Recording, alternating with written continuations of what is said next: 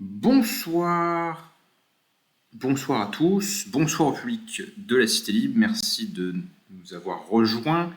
Ce soir, je vais vous parler d'un sujet qui me tient fort à cœur, qui est la sociologie du romantisme, telle qu'elle a été conceptualisée et étudiée par deux auteurs français contemporains, deux sociologues, Michael Lowy et Robert Serre. Ces deux auteurs ont écrit un ouvrage en 1992 intitulé Révolte et mélancolie, et dont le sous-titre était Le romantisme à contre-courant de la modernité. Cet ouvrage est particulièrement important pour moi car j'ai eu l'occasion de le lire il y a 11 ans de cela, donc en 2012, à l'époque où j'ai commencé mes études universitaires.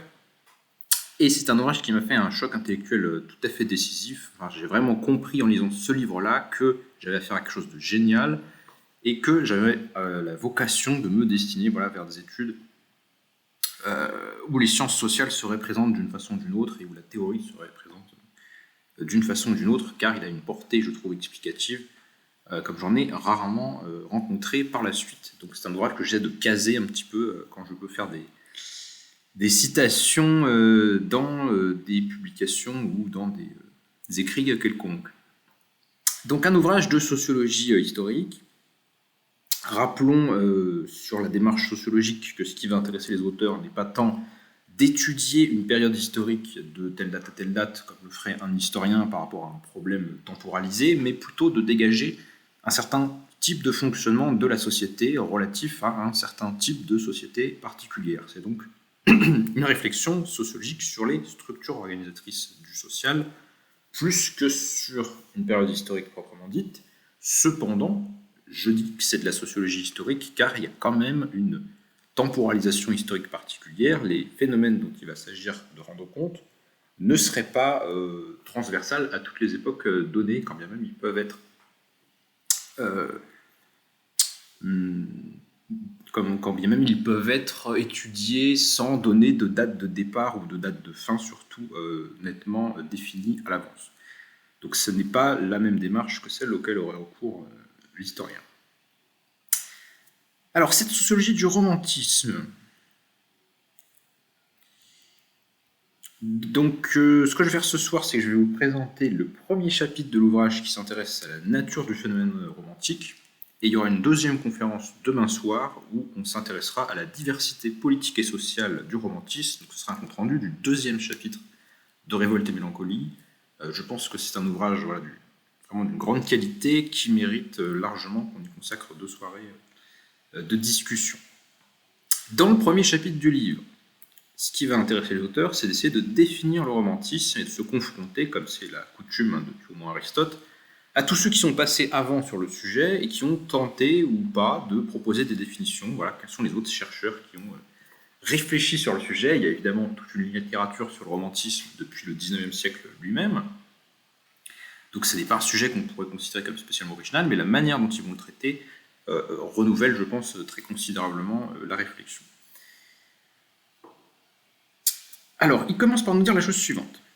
Le fait romantique semble défier l'analyse, non seulement parce que sa diversité foisonnante résiste aux tentatives de réduction à un dénominateur commun, mais aussi et surtout par son caractère fabuleusement contradictoire. Le romantisme est à la fois ou tantôt révolutionnaire et contre-révolutionnaire, individualiste et communautaire, je passe en page 2, cosmopolite et nationaliste, réaliste et fantastique, rétrograde et utopique, révolté et mélancolique, démocratique et aristocratique, activiste et contemplatif, républicain et monarchiste, rouge et blanc, mystique et sensuel. Contradiction qui traverse non seulement le phénomène romantique dans son ensemble, mais la vie et l'œuvre d'un seul et même auteur, et parfois un seul et même texte. Donc, face à un phénomène aussi perturbant, qui peut prendre des manifestations, semble-t-il, non seulement diverses, mais même complètement contradictoires, il semble difficile d'arriver à une définition de ce que pourrait être le romantisme. On est vraiment au stade de départ de la réflexion, confronté à la diversité des phénomènes, la multiplicité qui semble ne pas avoir de logique ou de sens.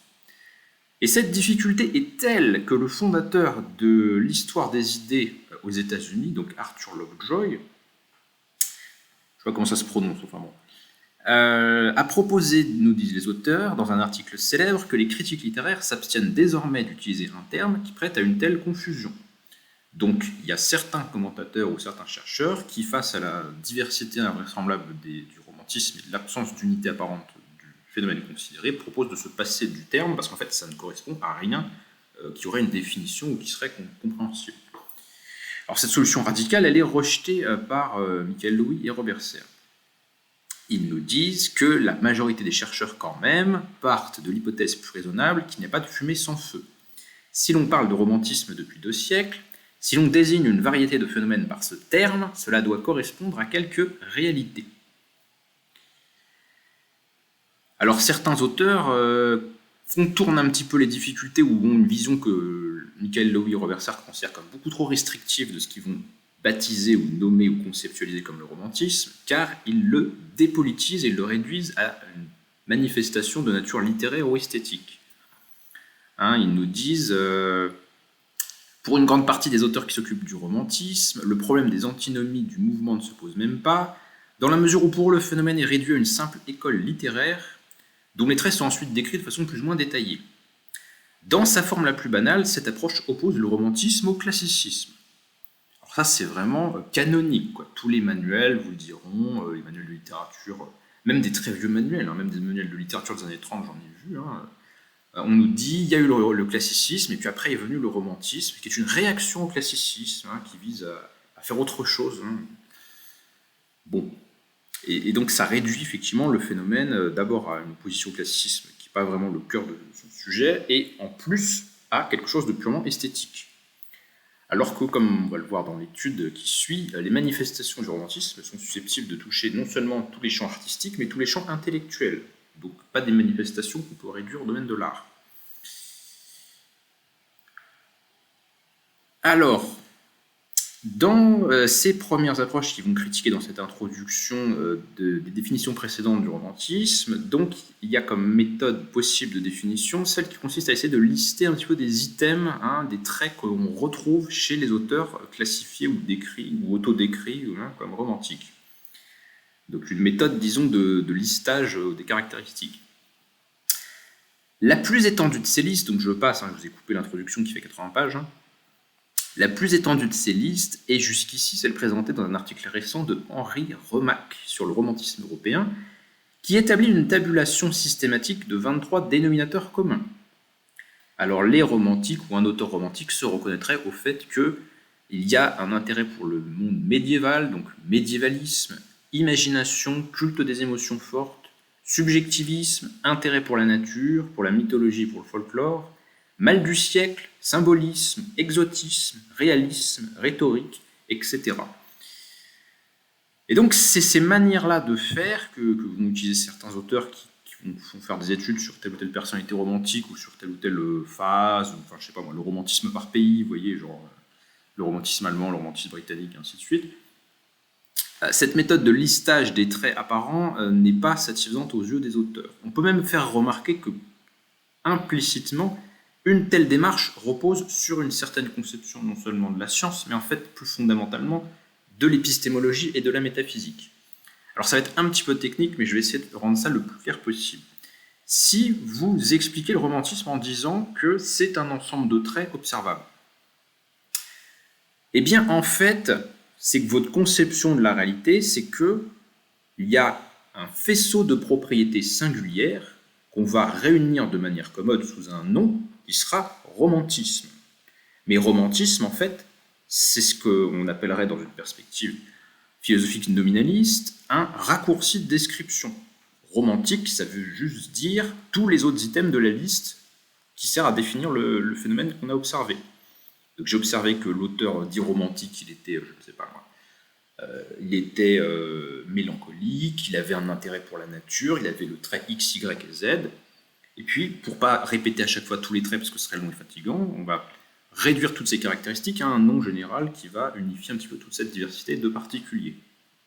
Cette conception, cette démarche, cette façon de caractériser le romantisme Plus fondamentalement, si on la rattachait à une tradition de pensée en épistémologie ou en métaphysique, on dirait que c'est une démarche nominaliste, c'est-à-dire le nom ne renvoie pas à quelque chose de substantiel, mais c'est juste un raccourci pour un ensemble, un faisceau de traits particuliers. Et on pourrait aussi qualifier une telle démarche d'empiriste, au sens où ce qui va permettre de définir, c'est juste de noter les traits apparents de la chose.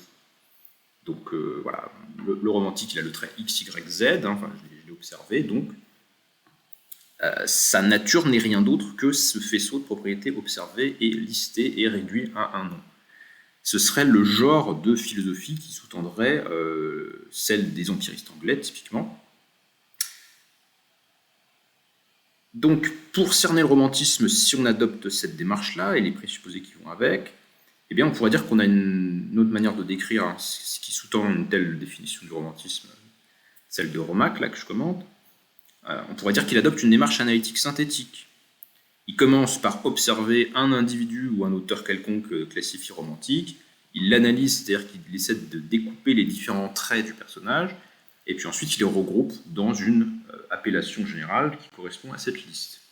On commence par décomposer le phénomène dans chacune de ses parties, et puis ensuite on le remonte, comme une montre qu'on aurait démonté-remonté. C'est bien une métaphysique implicite qui s'exprime dans une telle conception de la nature du romantisme, parce que la chose n'est rien d'autre que l'ensemble de ses propriétés.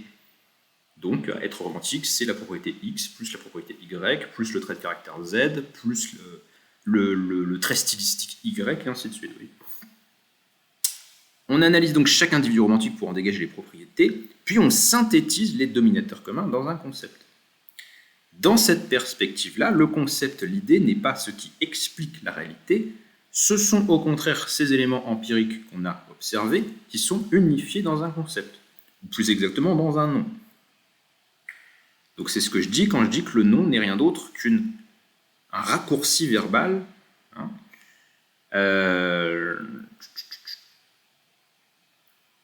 Donc, par exemple, si on adopte une perspective nominaliste, rouge n'est rien d'autre qu'un raccourci verbal pour l'ensemble des entités rouges. Hein, dire rouge, c'est dire tel objet, tel objet, tel objet, tel objet, mais pas pour ne pas tous les lister à chaque fois parce que c'est fatigant, on les réunit dans un nom commun. Mais ce qui existe réellement, ce sont chacun de ces objets particuliers. C'est ça la philosophie sous-jacente, si vous voulez, de la position qui consiste à définir le romantisme comme un ensemble de traits qu'on retrouverait chez les différents auteurs, là, et sur lesquels, évidemment, les théoriciens ne sont pas d'accord entre eux sur la bonne liste de définitions. Alors, ça, c'est une position possible sur le sujet que vont rejeter Michael Lowy et Robert Serre dans leur introduction.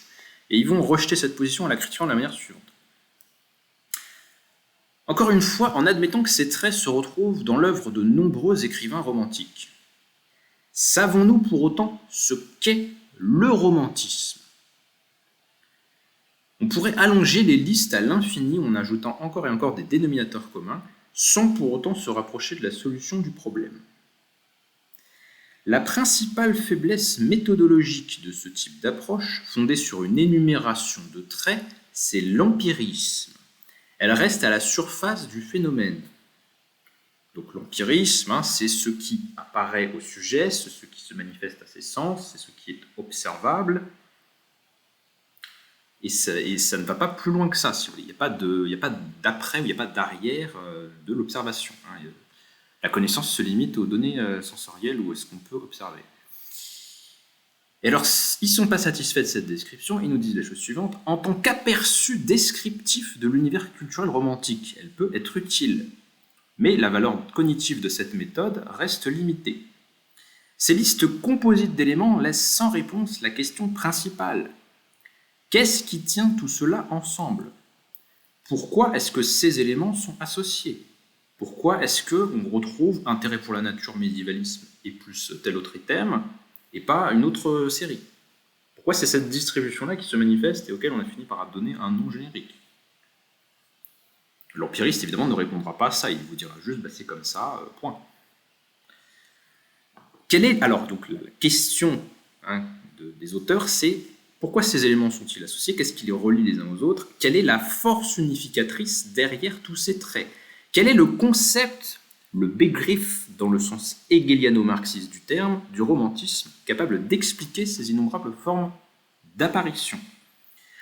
Donc on voit tout de suite que nos sociologues l'OISR se rattachent à une tradition philosophique pour laquelle on ne peut pas s'en tenir à l'empirisme du point de vue de la connaissance, parce que ça ne suffit pas à expliquer la distribution des traits rencontrés et qu'est-ce qui les maintient ensemble.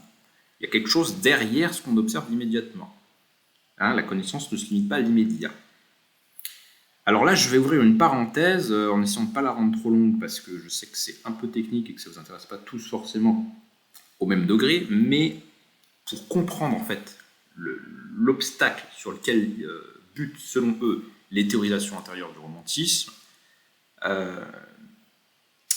il faut vous montrer par quel moyen ou par quelle démarche on peut dépasser l'empirisme précisément. Donc c'est quand même pas rien vu la popularité de cette doctrine dans l'histoire des théories de la connaissance. Alors, donc là, ce qu'on a dit, c'est que finalement ces listes sont arbitraires, on pourra en faire d'autres, etc. Nous dire que tel individu a tel ou tel trait, ça ne nous dit pas pourquoi ils sont liés. Donc il faut essayer de trouver ce qu'ils appellent la force unificatrice derrière ces traits.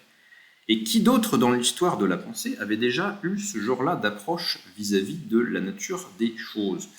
Eh bien, on peut se rapporter à Aristote. En effet, chez Aristote, on a une théorie de la faculté d'intellection. L'intellection se distingue de la sensation en ceci que là où la sensation permet d'avoir accès aux éléments sensoriels qui viennent d'une chose, donc par exemple sa couleur, son odeur, etc., l'intellection, elle va comprendre quelque chose de relatif à la chose qui n'est pas telle ou telle propriété observable de manière sensible. Alors vous allez me dire, mais qu'est-ce que c'est et comment ça peut marcher? Et comment aurions-nous une telle faculté? Je ne vais pas faire un cours général sur le sujet, mais la tradition philosophique a situé parmi les facultés de l'esprit humain, à côté de la sensation, la faculté d'intellection. Alors, je vous lis un passage qui montre que cette façon de penser remonte bien à la tradition aristotélicienne.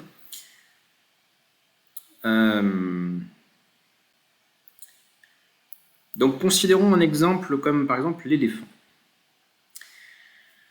Bien plus que le nombre, la diversité, la nature de ses parties, l'étonnant dans l'éléphant, c'est l'unité que trahit la question « qu'est-ce qu'un éléphant ?» Un éléphant, c'est pas juste telle ou telle partie, la trompe, les pieds, etc., qu'on pourrait avoir étalé devant soi et remonté par du fil à coudre, etc., puis on aurait remonté un éléphant. Non, c'est plus que les éléments pris isolément. Donc, dans la perspective aristotélicienne, on dira que derrière ou en dessous, ou à côté, comme vous voulez, de les éléments constitutifs de la chose, il y a une forme. C'est-à-dire quelque chose qui va justement servir à unifier ces différents éléments et en faire un tout plus grand que la somme de leurs parties, selon l'expression convenue héritée de la scolastique médiévale. La forme est quelque chose qui existe réellement dans les choses et qui permet à ces différentes propriétés d'être associées les unes aux autres et de ne pas juste se balader dans la nature au hasard. La forme est ce qui tient ensemble ces différentes propriétés. Donc il y a une forme de l'éléphant et cette forme elle est compréhensible comment dirais-je, non pas par observation de telle ou telle partie de l'éléphant ou par décomposition abstraite, mais en prenant en observant la chose comme un tout et en percevant qu'il y a un élément unificateur derrière les éléments observables empiriquement. Bon, je ne vais pas développer plus parce que ça c'est la théorie de la connaissance d'Aristote. Ce que je veux juste faire remarquer, c'est que très lointainement, nos sociologues vont être dans la continuité théorique de cette perspective, pas nécessairement sur toute la métaphysique d'Aristote évidemment, mais principalement sur l'idée que la connaissance est irréductible au sensible, au trait apparent, au trait qu'on pourrait lister, souvenez-vous de la liste de tout à l'heure. Et il me semble à cet égard qu'il y a un héritage aristotélicien chez Hegel et Marx, dont se réclament nos auteurs, puisqu'ils nous disent qu'il s'agit de cerner le concept du romantisme dans le sens hegeliano-marxisme du terme. Alors le concept, qu'est-ce que ça va être? C'est bien quelque chose de l'ordre de l'intellection. D'un côté, on a la connaissance sensible qui n'accède qu'aux accidents, c'est-à-dire à des propriétés non fondamentales de la chose, à des propriétés visibles, tangibles, observables, etc. De l'autre côté, on a l'intelligence qui permet d'aller au-delà de l'empirique pour accéder à la substance. La prétention de la dialectique hegelienne, c'est de dépasser effectivement les limitations empiriques pour accéder in fine à l'absolu, mais en tout cas à une connaissance des choses qui serait plus profonde que leur simple observation apparente.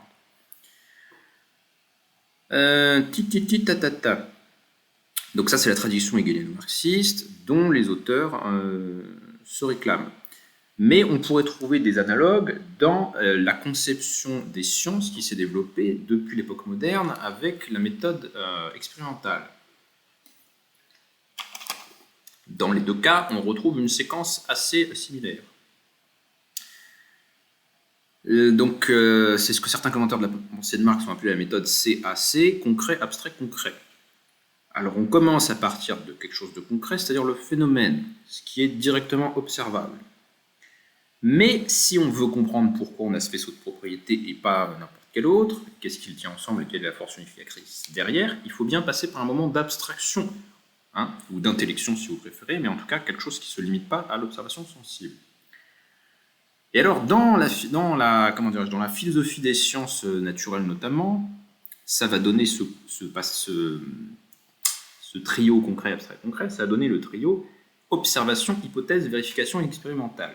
Ça, c'est la méthode des sciences naturelles modernes depuis la révolution astronomique Galilée, Newton et compagnie.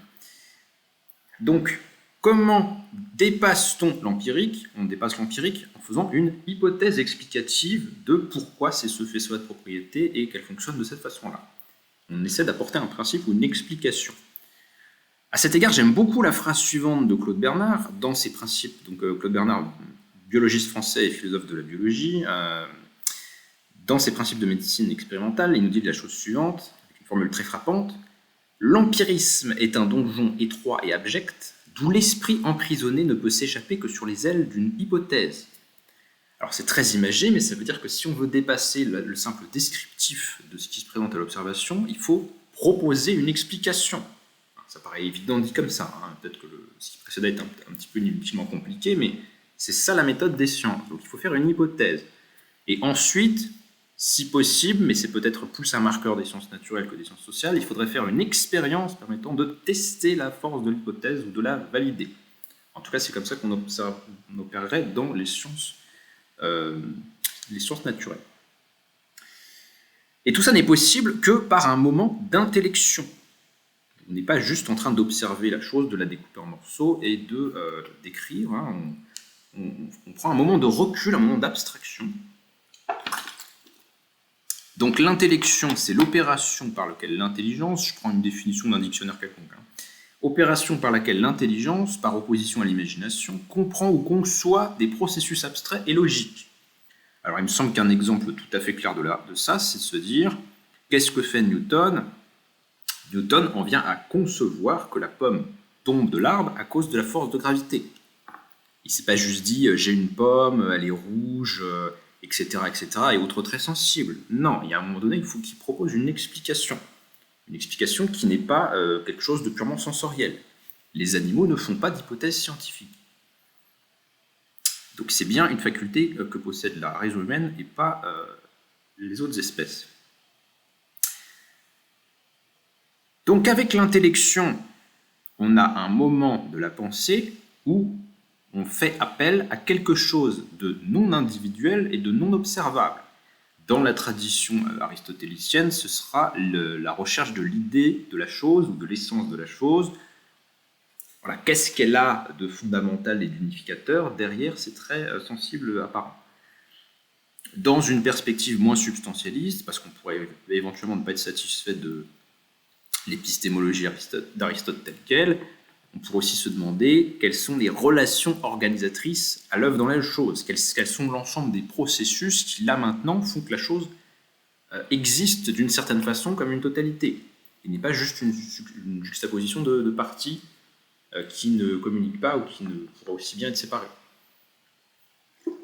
Pourquoi est-ce que le tout est plus que la somme des parties?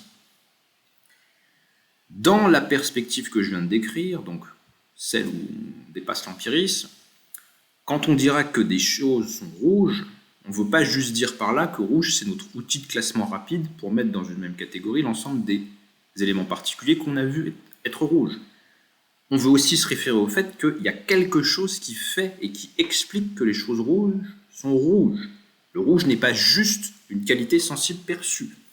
Et on pourra dès lors dire quelque chose du genre, le rouge est un processus perceptif tenant à la mise en relation d'une certaine longueur d'onde lumineuse et d'un système optique interprétant ce stimulus d'une certaine façon. Donc là, le rouge, c'est plus juste les traits sensibles qu'on décrit comme rouge. C'est aussi l'ensemble du processus sous-jacent qui nous amène à une telle interprétation. Bon. Après, je fais des considérations sur différentes manières de comprendre l'intellection. L'approche aristotélicienne, on peut la qualifier de théorique, intellectualiste et réaliste, parce qu'il s'agit de découvrir une essence des choses qui est déjà là, donc la forme ou l'élément unifiant, il est dans la nature des choses et l'esprit le découvre. Bon, ça c'est une certaine perspective. Il y a une autre tradition, enfin, me semble-t-il, une autre manière de comprendre l'intellection qui est plus intuitionniste, où il s'agirait non pas de découvrir quelque chose de fixe et de stable derrière la diversité apparente, comme chez Platon ou Aristote, mais plutôt de sympathiser avec le mouvement de transformation à l'œuvre dans la chose elle-même. Et ça, c'est une perspective qui semble, par certains égards, plus intéressante pour moi en tant que matérialiste, parce qu'effectivement, l'idée de substance ou de fixité n'est quelque chose d'assez difficilement acceptable dans une optique métaphysique matérialiste. Donc j'aime bien aussi la perspective de l'intuition, que je ne vais pas détailler parce que ce n'est pas un cours sur toutes les théories de l'intellection, mais il y aurait plusieurs manières de comprendre ce concept d'intellection.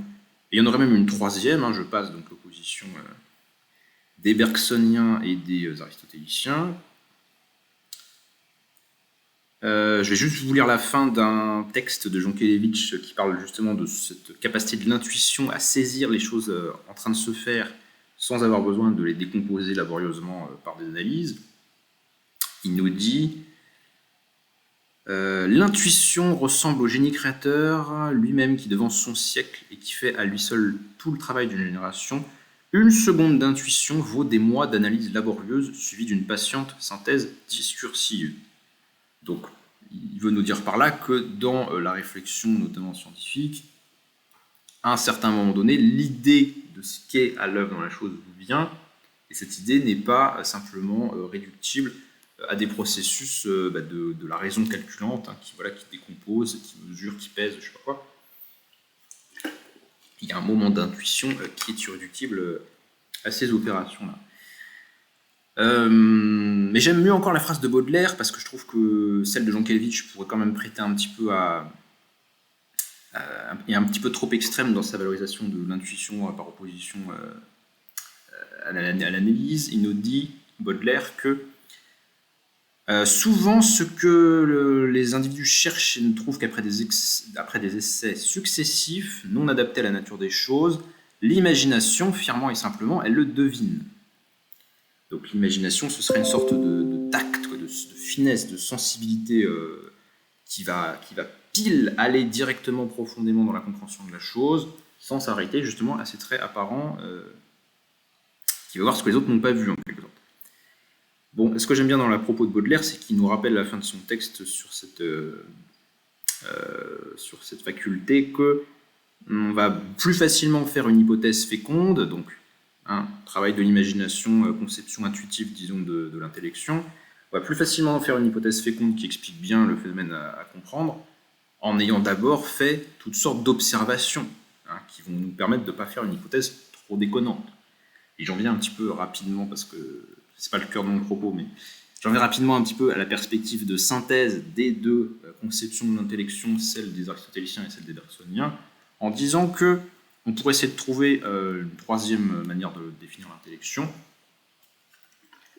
qui relèverait d'une épistémologie plutôt constructiviste et pragmatique, dans laquelle on n'a pas nécessairement la révélation ou la découverte de l'essence de la chose, ni non plus un processus purement d'adhésion à la genèse, à l'œuvre dans la chose, parce que cette adhésion par sympathie, cette intuition bergsonienne, elle est très sympathique, mais elle ne permet pas de définir, parce que définir, c'est toujours un petit peu figé.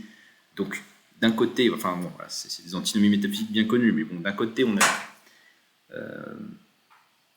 a une sympathie avec la chose en train de se faire, mais qui ne permet pas d'en parler, et de l'autre côté, on a soi-disant des essences, mais dont l'existence pourrait être problématique. Il existe une troisième voie entre ces deux extrêmes qui consisterait à dire que qu'est-ce que fait le scientifique quand il fait une hypothèse? C'est lui qui crée une forme ou un principe d'explication de ce qui est à l'œuvre dans la chose et de ce qui unifie ces éléments observables. Et cette création de son esprit n'est pas totalement gratuite au sens où il y a des hypothèses scientifiques qui marchent et des hypothèses scientifiques qui ne marchent pas. Donc ça permet le constructivisme pragmatique, si vous voulez, de dire que certes, nos catégories ne sont pas le reflet ou l'abstraction des choses réelles telles quelles immédiatement, mais en même temps, ce n'est pas non plus des fantaisies complètement arbitraires, parce que certaines hypothèses scientifiques sont pertinentes et donnent des résultats, et d'autres non. Voilà, donc c'est le moment de la synthèse des traditions de théorie de la connaissance. Je vais très vite parce que ce n'est pas mon sujet et j'aimerais parler de ce sujet de l'épistémologie plus en détail une autre fois. C'est simplement pour vous dire, voilà le genre de démarche qui va être à l'œuvre. Donc, je reviens peut-être rapidement sur la page précédente en disant que, donc, je rappelle, méthode scientifique, observation, hypothèse et vérification expérimentale. Il faudrait faire tout ça. L'empirisme s'en arrête au trait observable. Si on veut en sortir, il nous faut une hypothèse explicative pour dégager la force unificatrice derrière les éléments divers observables. Et c'est exactement cette méthode que vont appliquer nos sociologues français, Michael Louis et Robert Serre, puisqu'ils nous disent juste après qu'ils vont rechercher l'essence du romantisme. Et ils vont même critiquer une conception alternative, qui est la même que la leur sur le plan de la méthodologique, mais qui n'a pas le même contenu, qui vont critiquer une hypothèse alternative, celle qui consiste à dire que ce qui donne son unité et sa cohérence au trait romantique, c'est que il y a une vision commune du monde des romantiques qui se caractérise par une opposition à l'Aufklärung, c'est-à-dire la philosophie des Lumières, qui serait marquée notamment par un rationalisme abstrait que n'aimeraient pas les auteurs romantiques. Donc la cohérence globale des traits qu'on retrouverait chez les romantiques serait la conséquence de quelque chose de plus fondamental qui tient tout ça ensemble, qui serait un rejet des Lumières. Alors cette proposition d'explication a été soutenue tout à fait sérieusement par l'historien des idées britannique Isaiah Berlin, et aussi par un autre historien marxiste pour le coup, qui est Zeev Sternhell. En fait, il y en a plusieurs chez les marxistes qui soutiennent que le romantisme se définit par le rejet de la philosophie des Lumières. Il y a Sternhell et il y a aussi Lukács, mais là je vais plutôt commenter un passage de Isaiah Berlin qui pour le coup lui n'est pas marxiste mais qui a la même idée. Donc, ils nous disent à propos de Berlin, ils présentent le romantisme comme une manifestation des contre-lumières. Refusant les principes centraux de la philosophie des Lumières, l'universalité, l'objectivité, la rationalité, les romantiques tatati-tatata, donc Herder, Burke et quelques autres, et jusqu'à Bergson, proclament leur foi dans les facultés spirituelles intuitives et dans les formes organiques de la vie sociale. Cette ligne d'interprétation dévoile sans doute un aspect présent chez beaucoup de romantiques. Mais, contestation de l'hypothèse. Il suffit de rappeler que pour Isaiah Berlin, Jean-Jacques Rousseau est l'exemple par excellence de la philosophie des Lumières, pour mettre en évidence l'ambiguïté du rapport entre ces deux visions du monde, qui sont loin d'être aussi mutuellement exclusives qu'on ne le prétend. Conclusion, puisque Rousseau, entre autres, est un auteur qui chevauche les catégories de romantisme et de lumière, ça ne semble pas pertinent de définir fondamentalement le romantisme par une opposition ou une incompatibilité avec la philosophie des Lumières. C'est ça le raisonnement qui leur fait contester cette solution. Je lis « Le refus de la pensée des Lumières ne peut pas tenir lieu de catégorie spirituelle unificatrice du champ romantique. En effet, les lumières, pour aller vite, j'avais fait une définition des lumières dans un autre article. Je cite Antoine Litli, l'historien, nous dit « Les lumières se caractérisent par l'émergence d'un rapport critique de la société vis-à-vis d'elle-même. » Donc on peut discuter des affaires du pouvoir, on peut critiquer les institutions, on peut se demander si c'est les bonnes institutions, bref. On a un rapport autonome vis-à-vis de l'organisation de la société, non pas une répétition à l'identique parce que c'est la tradition ou parce que c'est Dieu ou parce que je sais pas quoi. Donc un questionnement de la pertinence de l'organisation sociale. Et moi, j'avais fait un développement plus approfondi sur d'autres traits de la philosophie des Lumières. J'avais dit la chose suivante. La philosophie des Lumières est un humanisme au plan épistémologique et moral. L'être humain est rehaussé dans sa capacité à comprendre par la science le fonctionnement du monde naturel et social. Doué de raison, aspirant au bonheur, j'ai souligné tous les termes qu'on retrouve à chaque fois dans la littérature du XVIIIe siècle. Il peut découvrir les conditions de son propre bien et doit pouvoir interroger les institutions de sa société, les comparer avec d'autres à une époque passée ou à l'étranger et les réformer si besoin. La légitimité du pouvoir politique des institutions sociales dépend de leur aptitude à promouvoir l'épanouissement terrestre des individus, ce qui implique de limiter le pouvoir au profit des droits individuels. Tout ça se retrouve notamment dans la Déclaration d'indépendance des États-Unis, mais aussi dans la DDHC en France. Par la technique et la législation, les hommes ont le pouvoir d'améliorer la société. Le rationalisme et le démonisme des Lumières fondent donc une espérance dans le progrès de l'humanité. Dans leur variante radicale, les Lumières contestent les hiérarchies sociales, le principe monarchique, l'existence du surnaturel et la nécessité d'une religion. Ça, c'est vraiment les tendances les plus radicales, notamment le matérialisme français. Diderot, Dolbar et compagnie.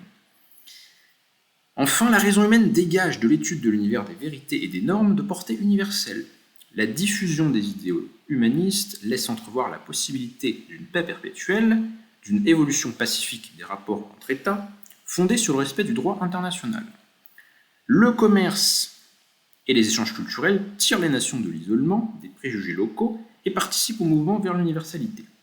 Voilà, donc ça c'est une espèce de grosse résumé personnel de ce qu'il faut comprendre par philosophie des Lumières. On voit que ça va un petit peu quand même au-delà de la notion d'esprit critique. C'est un ensemble de valeurs, de rapports au monde, etc., qui a sa cohérence logique interne. Et cependant, avoir cette vision-là des choses n'est pas radicalement ou nécessairement incompatible avec une perspective romantique. Je suis un exemple vivant du phénomène, puisque moi je me suis toujours considéré comme à la fois profondément dans la lignée historique de la philosophie des Lumières, et en même temps profondément en phase avec le romantisme. Tous les auteurs romantiques me plaisent beaucoup, Hugo, Musset, la peinture romantique, Delacroix, enfin voilà, le 19e siècle, c'est vraiment... je sens bien esthétiquement que c'est ça mon truc. Donc, comment pourrait-il y avoir une incompatibilité fondamentale ou nécessaire entre les deux? Ça ne semble pas être tout à fait ça le point d'achoppement ou l'élément auquel s'oppose nécessairement le romantisme. Alors, si ce n'est pas tout à fait à la philosophie des Lumières que s'oppose le romantisme, à quoi s'oppose-t-il et comment peut-on lui attribuer un contenu logique positif?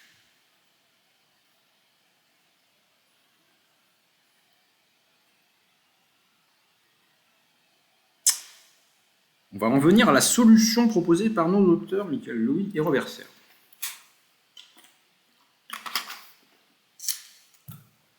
La solution, selon eux, est la suivante.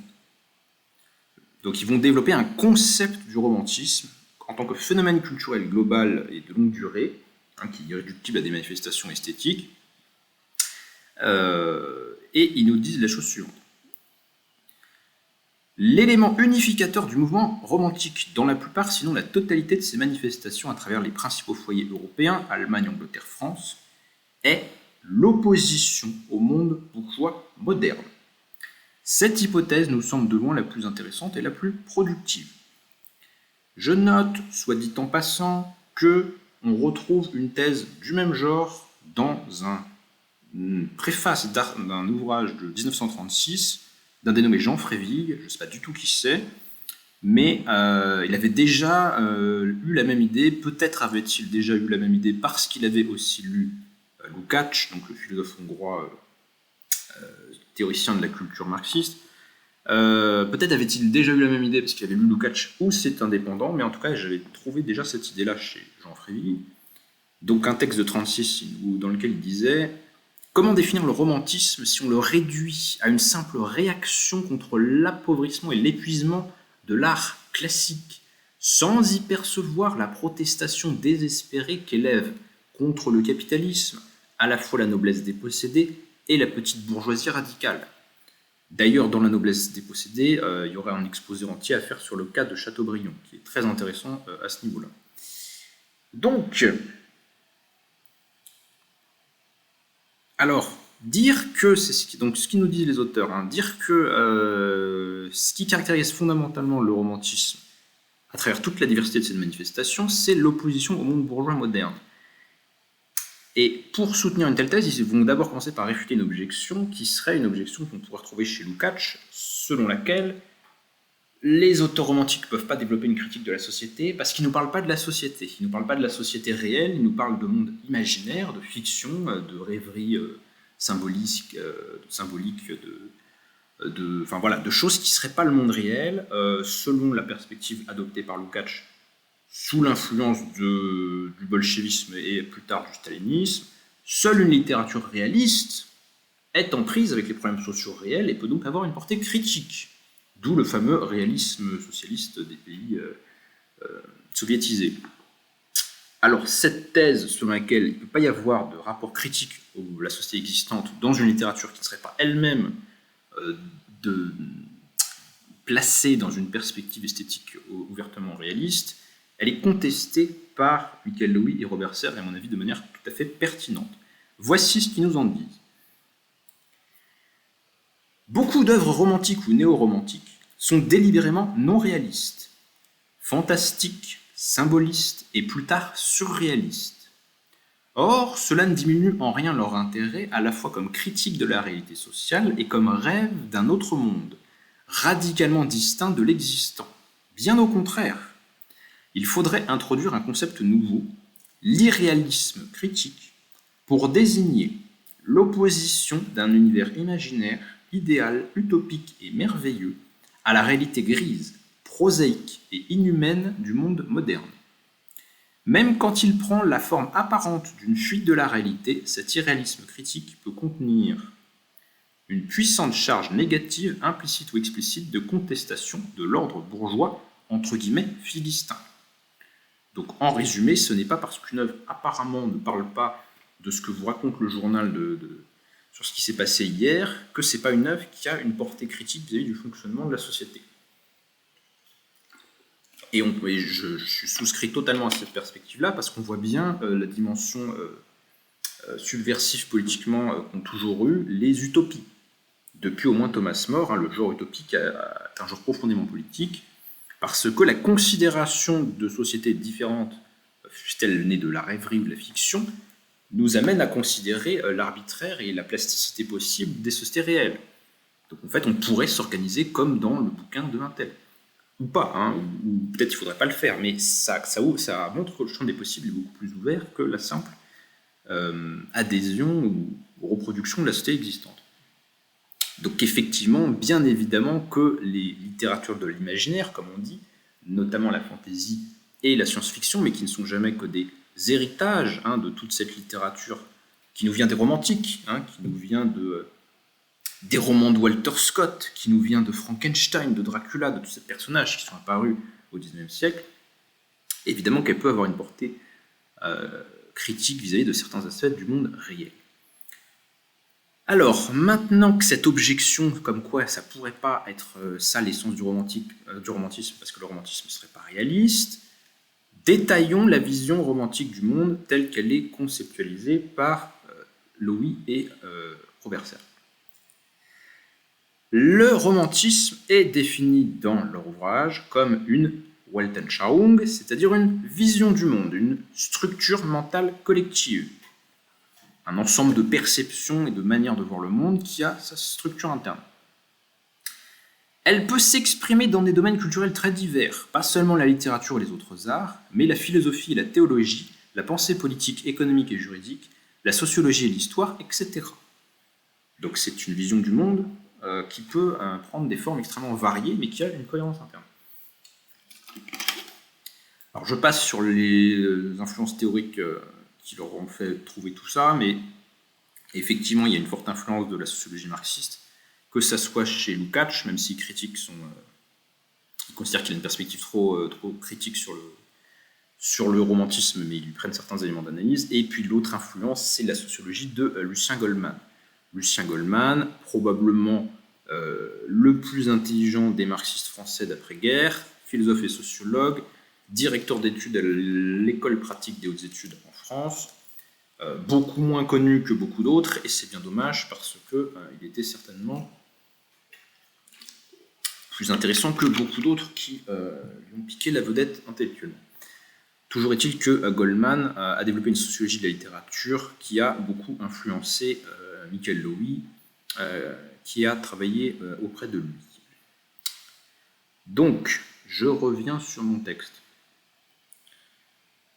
Alors, les traits de la vision du monde romantique. Donc, une opposition au monde bourgeois moderne. Autrement dit, le romantisme tel qu'il va être défini dans cet ouvrage est une vision du monde fondamentalement anticapitaliste. Anticapitaliste au sens où elle s'oppose au monde moderne, entre autres choses, parce qu'il a ces traits capitalistiques. Le phénomène romantique, dans son apparition historique, doit être compris comme une réponse à une transformation de longue durée de la société européenne et occidentale, d'ordre économique et social, qu'est l'avènement du capitalisme. Transformation qui s'amorce bien avant la Révolution française. En effet, c'est au milieu du XVIIIe qu'il y a des manifestations importantes d'un véritable romantisme. Dans le contexte de notre conception, la distinction entre romantisme et pré-romantisme perd son sens. Après, ils nous disent que les dates habituelles pour dire que le romantisme est mort, que ce soit 1848 ou la fin du XIXe siècle, etc., ne sont pas pertinentes parce qu'on peut en trouver des manifestations ultérieures quand même elles ne porteraient pas ce nom. Mais je passe ça, on en reparlera dans la conclusion demain. Donc des auteurs majeurs du XXe siècle tels que Thomas Mann, Yeats, Peggy, Bernanos portent très profondément l'empreinte de la vision romantique, enfin il y en a plein d'autres. Donc ça je passe, j'en reparlerai demain. Alors, une critique du monde bourgeois moderne, mais pas n'importe quelle critique du monde bourgeois moderne, ou plutôt pas n'importe quelle critique une critique qui est basée sur une certaine référence. En effet, le romantisme représente une critique de la modernité, c'est-à-dire de la civilisation capitaliste moderne, au nom de valeurs et d'idéaux du passé, un passé pré-capitaliste, pré-moderne. On peut dire que le romantisme est depuis son origine éclairé par la double lumière de l'étoile de la révolte et du soleil noir de la mélancolie, pour reprendre un passage du fameux poème de Nerval. Dans le présent livre, la modernité renverra, donc définition de la modernité, à la civilisation moderne engendrée par la révolution industrielle et la généralisation de l'économie de marché. Comme l'avait déjà constaté Max Weber, qui a aussi beaucoup influencé la sociologie de Michael Lowy.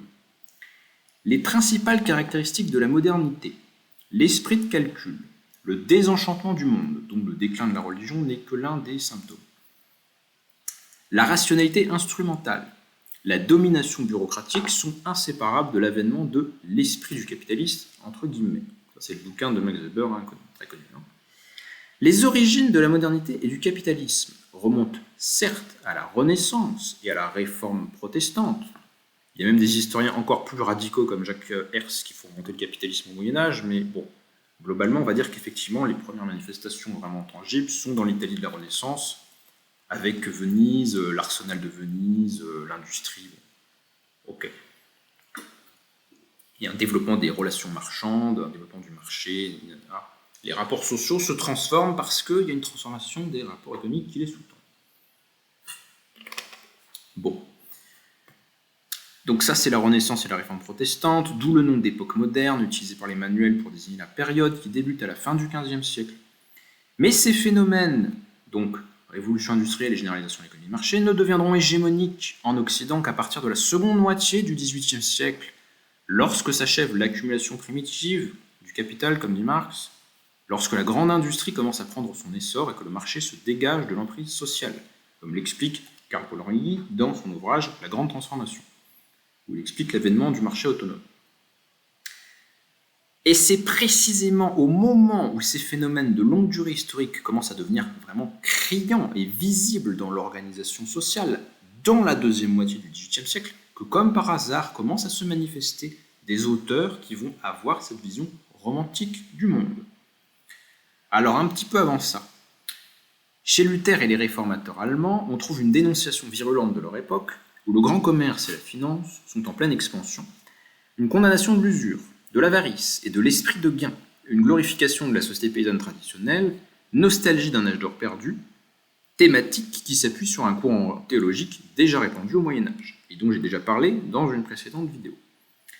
On pourrait mentionner également la tradition laïque ou païenne de la pastorale à la Renaissance et au XVIIe siècle, qui elle-même se modèle sur celle de l'Antiquité romaine, et notamment sur Horace et Virgile. La dénonciation de l'avènement de la société moderne s'appuie sur des références à des mythes anciens ou à des auteurs anciens ou à des références à un paradis perdu, que ce soit le paradis chrétien, le christianisme des premiers temps, la société romaine des premiers temps ou n'importe quoi. Il y a toute une tradition de mythes culturels qui vont être remobilisés à ce moment-là. Donc des visions qui opposent la ville, lieu du commerce où règne l'ambition et l'avarice, génératrice d'insécurité, à la campagne, qui garde toujours des traces d'une époque de bonheur parfait. Il existe donc une préhistoire du romantisme qui prend ses racines dans le développement antique du commerce, de l'argent, des villes, de l'industrie, et qui se manifeste ultérieurement, surtout à la Renaissance, par réaction contre l'évolution et les brusques poussées du progrès, entre guillemets, vers la modernité. Comme le capitalisme son antithèse, le romantisme est en gestation sur une longue durée historique. Il y aurait d'ailleurs certainement un ou plusieurs livres à faire sur les tendances pré-romantiques dans la période où les traits de cette société qui va être dénoncée n'étaient pas encore flagrants. Rousseau est l'auteur clé dans la genèse du romantisme français, car déjà au milieu du XVIIIe siècle, il a su articuler toute la vision du monde romantique. Louis a fait un article ailleurs sur Rousseau et en quoi son romantisme, donc sa critique romantique de la modernité, a des dimensions anticapitalistes. C'est pas un thème si original que ça, il y a un certain nombre d'auteurs marxistes qui l'avaient déjà travaillé avant, mais c'est intéressant parce que Rousseau va effectivement avoir une influence sur toutes sortes d'auteurs romantiques, notamment en Allemagne. Donc Rousseau, évidemment, critique du monde moderne, de ce qui va être appelé plus tard la civilisation, ce qui sera chez lui plutôt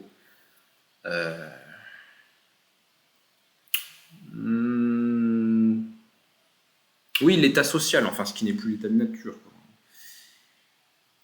Donc, ceci prépare la vision du monde romantique.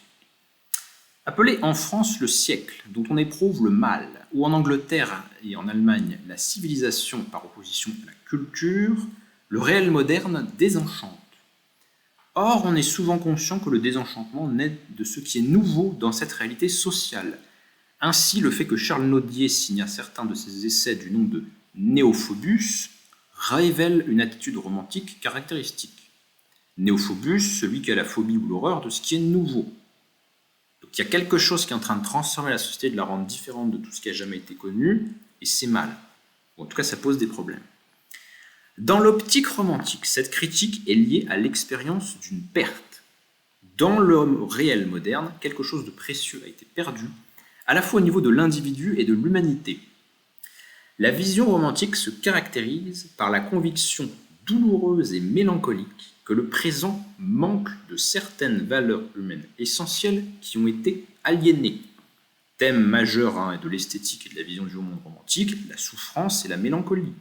Très présent chez toutes sortes d'auteurs différents, mais un phénomène très marqué. Pourquoi est-ce qu'on a ce phénomène très marqué qui arrive là et pas 300 ans avant ou dans une autre civilisation? Pourquoi c'est là? Sens aigu de l'aliénation, souvent vécu comme un exil. En définissant la sensibilité romantique, Friedrich Hegel parle de l'âme sous les saules en deuil de l'exil. C'est d'une beauté rare. L'âme siège de l'humain vit ici et maintenant loin de son vrai foyer ou de sa vraie patrie, si bien que selon Arnold Husserl, il me semble qu'Arnold Husserl c'est un historien marxiste de l'art, mais je suis pas sûr, le sentiment de manque de foyer et d'isolement est devenu l'expérience fondamentale des romantiques au début du XIXe siècle. L'arrachement à quelque chose de passé qui était chaleureux, etc., unitaire, et qui était vraiment nous, qui était authentique. Hein. Là, on est arrivé dans un monde qui n'est plus authentique, qui est désenchanté. Justement. Ce qui manque au présent existait auparavant dans un passé plus ou moins lointain. La caractéristique essentielle de ce passé, c'est sa différence avec le présent. C'est la période où les aliénations modernes n'existaient pas encore, d'où la nostalgie, très romantique marquée. La nostalgie, quel est son objet? Elle porte sur un passé pré-capitaliste, ou tout du moins sur un passé où le système socio-économique moderne n'était pas pleinement développé. C'est évidemment pas dans ces termes-là que théorisent les romantiques. Hein, ils n'ont pas lu Marx, ils s'en foutent de l'économie, etc. Mais qu'est-ce qui produit leur vision du monde? Pourquoi est-ce qu'elle est produite à ce moment-là? Sur quoi est-ce qu'elle s'appuie? À quoi est-ce qu'elle s'oppose? Le passé qui fait l'objet de la nostalgie peut être entièrement mythologique ou légendaire, comme la référence à l'Éden, à l'âge d'or ou à l'Atlantide perdue. Hein, le paradis perdu de Milton est très lu des romantiques. Les romantiques adorent Milton. Ils adorent aussi Shakespeare, enfin bon. Même dans les nombreux cas où il est bien réel, il y a toujours une idéalisation de ce passé. La vision romantique prend un moment du passé réel où des caractéristiques néfastes de la modernité n'existaient pas encore, et où des valeurs humaines étouffées par celles-ci existaient toujours, et le transforme en utopie, le façonne comme incarnation des aspirations romantiques. C'est en cela que s'explique le paradoxe apparent que le passéisme romantique peut être aussi un regard vers l'avenir. L'image d'un futur rêvé au-delà du monde actuel s'inscrit alors dans l'évocation d'une ère précapitaliste. Autrement dit, grâce au passé, fût-il reconstruit en effaçant certains traits, on a un point d'appui pour critiquer le présent et préparer le futur. On se décale de ce qui existe en considérant que ça n'a pas toujours existé, donc ça n'existera pas toujours.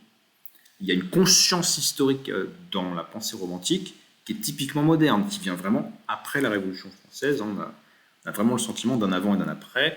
Je vous renvoie sur ma chaîne à l'introduction des Confessions d'un enfant du siècle de Musset, qui parle très bien de ça. La nostalgie d'un paradis perdu s'accompagne le plus souvent d'une quête de ce qui a été perdu.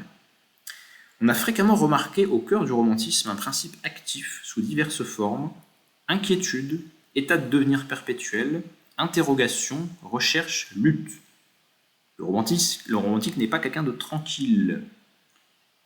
Hein, c'est quelqu'un qui est miné sourdement par la nécessité d'aller vers quelque chose qui lui manque. En général, donc, un troisième moment est constitué par une réponse active, une tentative de retrouver ou de recréer l'état idéal révolu. Il existe néanmoins un romantisme résigné. Or, cette quête peut être entreprise selon plusieurs modalités, sur le plan de l'imaginaire ou du réel, et dans la perspective d'une réalisation au présent ou au futur. Une tendance importante entreprend la recréation du paradis dans le présent sur le plan imaginaire, par la poétisation et l'esthétisation du présent. Une deuxième tendance vise à retrouver le paradis au présent, mais cette fois-ci dans le réel. Une démarche consiste à transformer son environnement immédiat et sa propre vie, tout en restant à l'intérieur de la société bourgeoise. Cela peut prendre la forme du dandysme ou de l'esthétisme. Le dandysme est un phénomène qui n'existait pas du tout avant le XIXe siècle, et qui va devenir une des figures des représentations sociales. Pensez à Lord Byron, pensez à Baudelaire, pensez à tous les dandys du XIXe siècle.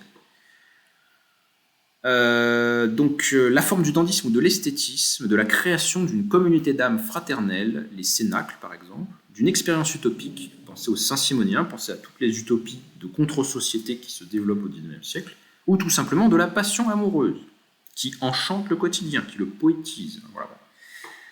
On peut aussi choisir de fuir la société bourgeoise, quittant les villes pour la campagne, et les pays modernes pour les pays exotiques. Ah tiens donc, ça nous rappelle des discussions sur l'exotisme de la pensée européenne du XIXe siècle, et notamment l'exotisme vers un ailleurs qui serait oriental. L'orientalisme, c'est évidemment aussi une projection et une fuite vers un ailleurs qui ne serait pas modernisé avec tous les problèmes, toutes les insatisfactions que ça procure chez nous. C'est pas que ça, mais c'est aussi ça. C'est pas étonnant qu'il y ait une imbrication partielle entre romantisme et orientalisme au XIXe siècle. La démarche de l'exotisme est aussi une recherche du passé dans le présent par simple déplacement dans l'espace. On veut aller dans le passé dont on rêve. Il existe enfin une troisième tendance qui tient pour illusoire, ou en tout cas seulement partielle, les solutions précédentes, donc la fuite ou la rêverie, et qui s'engage dans la voie d'une réalisation future et réelle. Le souvenir du passé sert comme d'une arme dans la lutte pour le futur. Donc on va s'appuyer sur le passé pour transformer le présent, pour avoir un futur différent du présent. Qu'est-ce qui a été perdu au juste? Alors quel est bien le contenu de cette nostalgie romantique? De cette insatisfaction, de ce principe actif à l'œuvre qui fait qu'il ne tient pas en place et qu'il est contestataire, ou en tout cas insatisfait. Il reste à poser la question du contenu de l'aliénation. En d'autres termes, quelles sont les valeurs positives du romantisme? Il s'agit d'un ensemble de valeurs qualitatives par opposition à la valeur d'échange. Donc, faire de l'argent, accumuler de la richesse. Elle se concentre autour de deux pôles opposés mais non pas contradictoires. La première de ces grandes valeurs, quoique souvent vécue sous le signe de la perte, représente au contraire un nouvel acquis, ou tout du moins une valeur qui ne peut s'épanouir pleinement que dans un contexte moderne. Valeur fondamentale du romantique, la subjectivité de l'individu, le développement de la richesse du moi dans toute la profondeur et la complexité de son affectivité, mais aussi dans toute la liberté de son imaginaire. Et là, on voit bien en quoi Rousseau est précurseur et va marquer tous les suivants, avec les confessions, avec les rêveries du promeneur solitaire, avec une exploration de la psyché, de ses sentiments, etc. Une valorisation du moi et de sa dignité en tant qu'objet de réflexion, et même d'expression. Parce que l'observation du moi, elle était déjà chez Montaigne, mais là, il s'agit vraiment de communiquer au public son sentiment de douleur tragique sur tel ou tel sujet. Or, le développement du sujet individuel est directement lié à l'histoire et la préhistoire du capitalisme. L'individu isolé, entre guillemets, se développe avec celui-ci et à cause de lui. Et oui, les rapports sociaux et la liberté, notamment la liberté d'être sur le marché, et donc de pouvoir changer de métier, de ne pas être forcé de faire le métier de ses parents, dans le village où on a grandi, et de répéter la société des anciens régimes, etc. Tout ça n'est possible que dans les conditions modernes de la production. Cependant, et ceci est la source d'une importante contradiction dans la société moderne, ce même individu créé par elle ne peut vivre que frustré en son sein et finit par se révolter contre elle. L'exaltation romantique de la subjectivité, considérée à tort comme la principale caractéristique du romantisme, est une des formes que prend la résistance à la réification. Le capitalisme suscite des individus indépendants pour remplir des fonctions socio-économiques. Et d'ailleurs, c'est vrai de plus en plus, on vous dit de plus en plus, tiens, il va falloir faire plusieurs métiers au cours de votre vie, soyez indépendants, soyez mobiles, etc. Mais quand ces individus se muent en individualité subjective, explorant et développant leur monde intérieur, leurs sentiments particuliers, ils entrent en contradiction avec un univers fondé sur la standardisation et la réification. Et oui, parce qu'en même temps, il faut être libre et individuel et mobile, mais la production, c'est en masse, selon des normes industrielles, etc. Donc, il y a une incompatibilité entre le type de subjectivité qui est produite et les exigences de la production. Et lorsqu'ils réclament, ces individus, le libre jeu de leur faculté d'imagination, ils se heurtent à l'extrême platitude mercantile du monde engendré par les rapports capitalistes. Dans quoi vais-je pouvoir investir mon imagination libérée si on me propose que des produits préformatés et des blockbusters américains? Le romantisme représente à cet égard la révolte de la subjectivité et de l'affectivité réprimée, canalisée et déformée. Donc il y a une articulation très fine dans cette conceptualisation entre le niveau des structures socio-économiques et le niveau de l'affectif et du psychique. C'est vraiment très bien articulé. Il s'ensuit donc que l'individualisme des romantiques est essentiellement autre que celui du libéralisme moderne. Et oui, ce n'est pas un individualisme au sens d'une liberté formelle définie par des droits qui font que ma sphère de propriété privée, c'est pas la tienne, etc., etc. Là, c'est la subjectivité, non pas entendu au sens formel du droit, mais au sens psychico-affectif. C'est le moi, quoi, dont il est question et qu'il s'agit faire valoir les prérogatives et l'authenticité. Donc on n'est pas du tout sur le même plan que la valorisation libérale de l'individu, qui est un individu juridique. L'autre grande valeur du romantisme, au pôle dialectiquement opposé à la première, est l'unité ou la totalité. Unité du moi avec deux totalités englobantes, d'une part l'univers entier ou la nature, d'autre part l'univers humain, la collectivité humaine. Si la première valeur du romantisme constitue sa dimension individuelle ou individualiste, la seconde relève une dimension transindividuelle. Si la première est moderne tout en se pensant comme nostalgie, la seconde est un véritable retour. Donc le moi romantique, c'est un moi qui est malheureux de son isolement dans la société moderne et qui aspire à reformer une communauté, une totalité, une union avec la nature, et qui trouve des appuis pour penser qu'une telle union n'est pas fantasmagorique dans une conception du passé. Plus ou moins bricolé, plus ou moins réel, mais le passé sert d'élément, de point de comparaison pour critiquer le développement de la société moderne. L'individu romantique est une conscience malheureuse, comme dirait Hegel, malade de la scission, cherchant à restaurer des liens heureux, seul à même de réaliser son être. Donc, il y a une quête, il y a l'individu déchiré, fragilisé, malheureux, isolé, aliéné par les conditions d'existence de la société moderne, et il va tenter de recoller ça, parfois sans y arriver. Et voilà, il y a une démarche, il y a un déplacement, il y a un principe actif effectivement à l'œuvre dans le romantique. Le principe capitaliste d'exploitation de la nature est en contradiction avec l'aspiration romantique à vivre en harmonie en son sein. Et le désir de recréer la communauté humaine, envisagé sous de multiples formes, dans la communication authentique avec autrui, dans la participation à l'ensemble organique d'un peuple, et à son imaginaire collectif, exprimé dans les mythologies et les folklores, d'où l'intérêt des romantiques au XIXe siècle pour les contes et légendes traditionnelles, pour le mode de vie paysan, etc. etc. Dans l'harmonie sociale ou dans une société sans classe, est la contrepartie du refus de la fragmentation de la collectivité dans la modernité.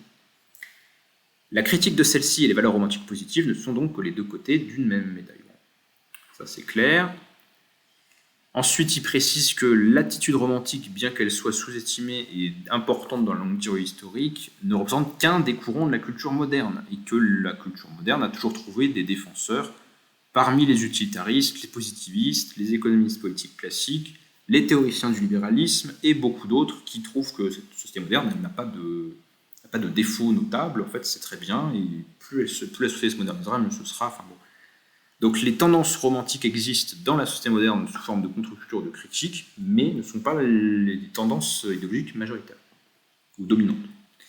De façon générale, on peut dire que les tendances non romantiques prédominent dans la pensée économique et politique, ainsi que dans les sciences humaines.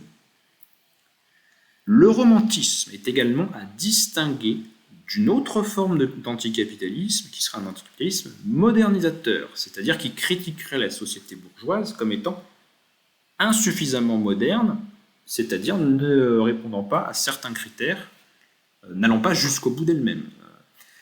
Ça, ce serait donc un anticapitalisme modernisateur qui se baserait sur des valeurs comme le rationalisme utilitaire, l'efficacité, le progrès scientifique et technique, et qui appellerait la modernité à se dépasser, à achever sa propre révolution, plutôt que de revenir aux sources, de se retremper dans des valeurs perdues.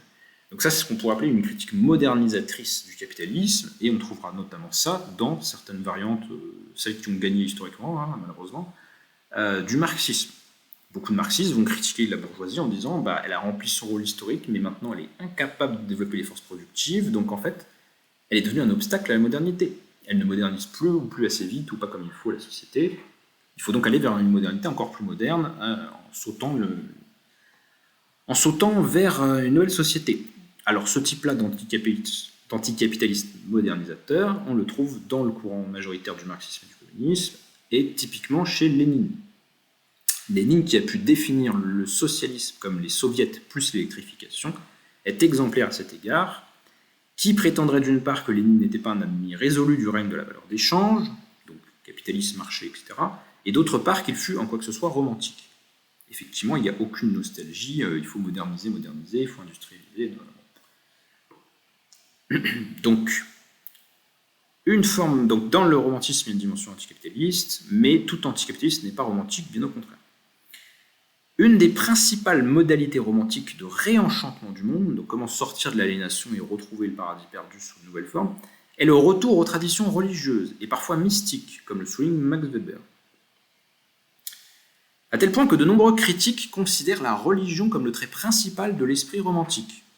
Ce à quoi vont s'opposer les auteurs Michael Dewey et Robert Serre en faisant remarquer que ces remarques sont trop unilatérales, d'abord parce qu'il existe un romantisme areligieux, et il donne l'exemple d'Hoffmann, et même des individus romantiques anti-religieux, et là il donne l'exemple de Proudhon, de Nietzsche et de Panizza, que je ne connais pas. Mais effectivement, si la plupart des romantiques ont une pensée religieuse ou une vision mystique du monde, c'est pas du tout obligatoire. Il y en a qui sont dans l'agnosticisme, ou qui doutent, ou des positions intermédiaires, ou qui n'adhèrent pas à une religion bien déterminée ou bien claire, ou qui ont plus une sorte de... ou qui ont une vision spiritualiste, mais au sens où ils aimeraient bien croire en quelque chose, mais ils n'y arrivent pas. Enfin voilà, c'est pas quelque chose de nécessaire, même si c'est très souvent le cas. L'important, c'est moins la référence à la religion que la référence à un principe de réenchantement du monde, d'où l'intérêt pour tout ce qui est fictif, traditionnel, le folklore, tout ce qui échappe finalement à la grisaille rationnelle et utilitariste des rapports sociaux marchands du monde capitaliste. Ils vont aimer tout ce qui est le jeu, ils vont aimer tout ce qui est l'art, ça donne le surréalisme par exemple. Mais la religion, c'est ça le point, n'est pas le seul moyen de réenchantement choisi par les romantiques. Il se tourne aussi vers la magie, les arts ésotériques, la sorcellerie, l'alchimie, l'astrologie. Ils redécouvrent les mythes, païens ou chrétiens, les légendes, les contes de fées, les récits gothiques. Ils explorent les royaumes cachés du rêve et du fantastique. Et ils s'intéresseront naturellement fortement à tout ce qui est pensée magique ou primitive des peuples extra-européens. Ils vont adorer, à la fin du XIXe siècle, découvrir l'art africain. Ils vont adorer tout ce qui leur parle de civilisation qui n'était pas régie par la rationalité instrumentale et la production marchande de la société capitaliste moderne. Désenchanté, voilà, consumériste et tout ce que vous voulez. C'est dans le même contexte qu'il faut interpréter la fascination romantique pour la nuit, lieu de sortilège, mystère et magie que les écrivains opposent à la lumière, cet emblème classique du rationalisme. Enfin, face à une science de la nature qui, à partir de Newton et de Lavoisier, semble avoir déchiffré les mystères de l'univers, et face à une technique moderne qui développe une approche strictement rationnelle, instrumentale et utilitaire envers l'environnement, réduit à des matières premières pour l'industrie, le romantisme aspire à réenchanter la nature. Nombreux sont, donc là il détaille un peu toutes les structures des valeurs de l'attitude romantique.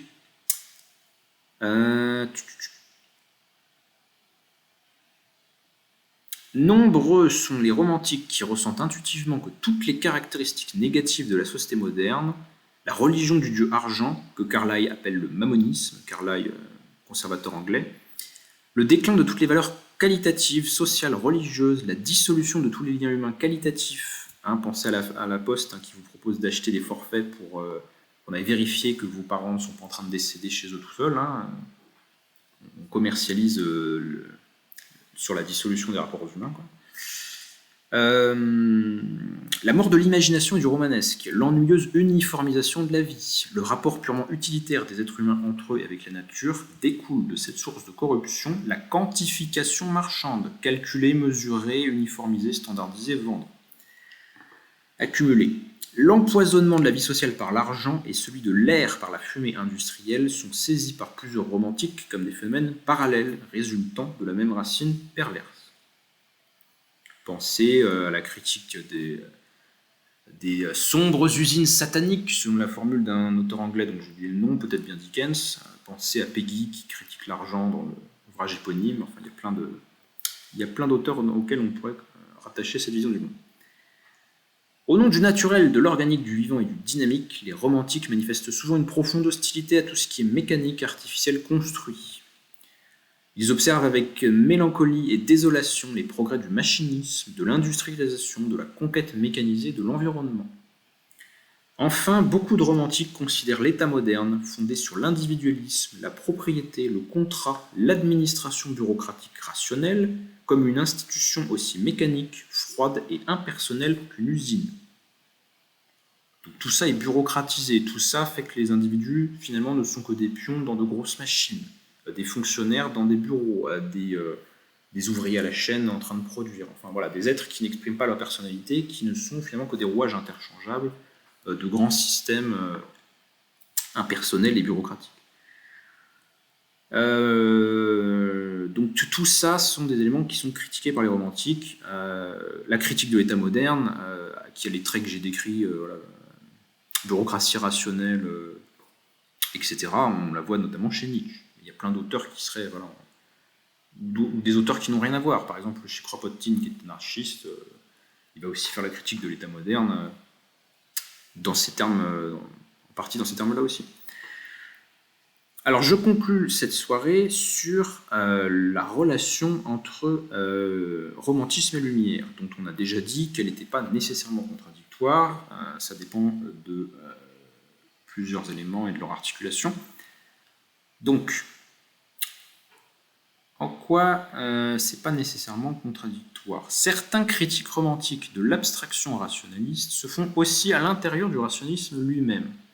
C'est le cas de la dialectique hegelienne et néo-hegelienne, dont le lien avec le romantisme a été remarqué par de nombreux auteurs, qui se donnent pour objectif de substituer à la rationalité analytique de l'Aufklärung un niveau supérieur et plus concret de raison. Donc une raison qui ne se réduirait pas à l'analyse, une raison qui ne serait pas que logico-mathématique, cartésienne, newtonienne, je trace des plans, et puis voilà, cette forme-là de rationalité qui est basée sur une conception identitaire des choses, au sens où tout est quantitatif, 1 égale 1 égale 1, voilà. Cette pensée mathématisée qui ne respecte pas les variations qualitatives à l'œuvre dans le réel, et qui n'est pas humaine en fait, qui a pris trop de place au point d'organiser la société tout entière. C'est le cas un siècle plus tard dans la dialectique des Lumières d'Adorno et d'Horkheimer, qui se veulent une autocritique de la raison et une tentative d'opposer la rationalité instrumentale au service de la domination sur la nature et sur les êtres humains, une rationalité humaine substantielle. L'opposition romantique à l'abstraction rationnelle peut aussi s'exprimer. Alors oui, donc j'ai pas, là ça ne parle pas du rapport lumière-romantisme, enfin on va y venir après. L'opposition romantique à l'abstraction rationnelle peut aussi s'exprimer en tant que réhabilitation de comportements non rationnels et ou non rationalisables. Donc là on avait dit, la partie juste au-dessus, c'est en quoi il y a des mixtes ou des synthèses possibles entre l'attitude issue des Lumières, mais critique et romantique. Donc voilà, il y a des zones intermédiaires de rencontre. Cependant, l'opposition romantique peut se manifester par la réhabilitation de comportements non rationnels. Cela vaut notamment pour le thème classique de la littérature romantique, l'amour comme émotion pure, élan spontané, irréductible à tout calcul et contradictoire avec toutes les stratégies rationnelles de mariage, le mariage d'argent, le mariage de raison. Le romantique va valoriser l'amour, qui vient du moi, qui vient de la subjectivité de l'individu, qui n'est pas fondé sur des stratégies, des calculs ou un conformisme social ou quoi que ce soit de cet ordre. Parce que c'est seulement par cette valorisation de la subjectivité que la communauté harmonieuse des individus pourra avoir lieu. Donc on est bien dans le registre du qualitatif et pas de la stratégie d'accumulation marchande. Ou alors une revalorisation des intuitions, des prémonitions, des instincts, des sentiments, autant de significations intimement liées à l'emploi courant du mot romantique lui-même. Cette démarche peut conduire à une appréciation plus favorable à la folie, en tant que rupture ultime de l'individu avec la raison socialement instituée. Bon, c'est pas forcément ce que moi je valoriserais, mais on voit la cohérence de ces attitudes. Le thème de l'amour fou dans la poésie et la littérature surréaliste en est l'expression la plus radicale. Cette critique de la rationalité peut aussi prendre des formes assez obscurantistes et inquiétantes: irrationalisme, haine de la raison comme dangereuse, corrosive envers la tradition, fanatisme religieux, intolérance, culte irrationnel du chef charismatique, de la nation, de la race, etc. Ça n'est jamais que des traits irrationnels valorisés, mais c'est pas les mêmes. Mais ça fait partie d'un bloc, attitude romantique, revalorisation du non-rationnel.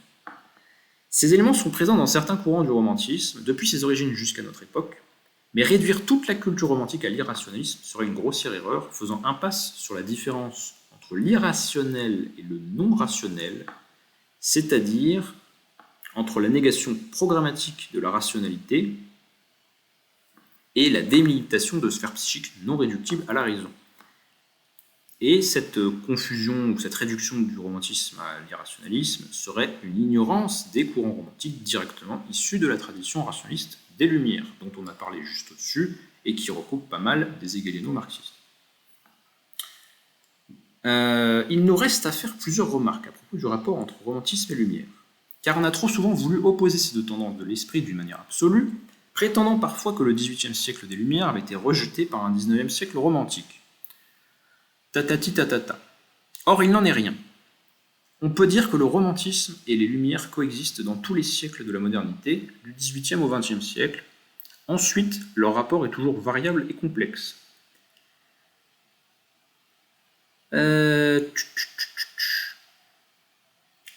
L'opposition du romantisme et des Lumières a une pertinence dans la mesure où il a été montré que l'opposition fondamentale du romantisme se faisait vis-à-vis de la société bourgeoise moderne, qui possède des liens incontestables avec l'esprit des Lumières.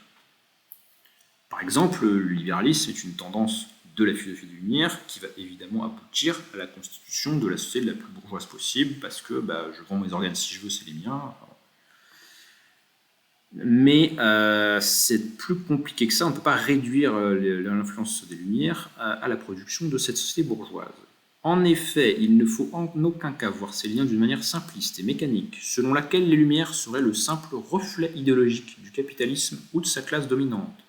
Car si l'esprit des Lumières garde un rapport étroit avec l'esprit du capitalisme, il garde, comme toute production culturelle, une autonomie relative, et a été utilisé dans des buts qui dépassaient les finalités capitalistes ou qui tendaient même à les subvertir. Bref, il y a lumière et lumière, et à partir d'une position issue de la philosophie des Lumières, il est possible de développer une certaine critique de la société moderne, comme ne réalisons pas ses valeurs fondatrices. Typiquement, on peut dire que le capitalisme ne réalise pas l'exigence d'autonomie des êtres humains, qui est un trait fondamental de pensée des Lumières. Donc, puisqu'il est possible d'exercer une certaine critique de la société moderne au nom des Lumières, et que dans le romantisme, on a vu aussi qu'il y avait une opposition dans le bourgeois moderne, les deux peuvent converger potentiellement dans une critique conjointe de la modernité bourgeoise. De la même façon, il y a romantisme et romantisme. Il nous faudra cerner et organiser en différentes configurations typiques sa diversité. Les rapports entre les différents romantiques et l'esprit ou les esprits des Lumières n'est pas constant. On ne peut guère conclure que le romantisme représente en général et nécessairement un rejet total des Lumières dans son ensemble.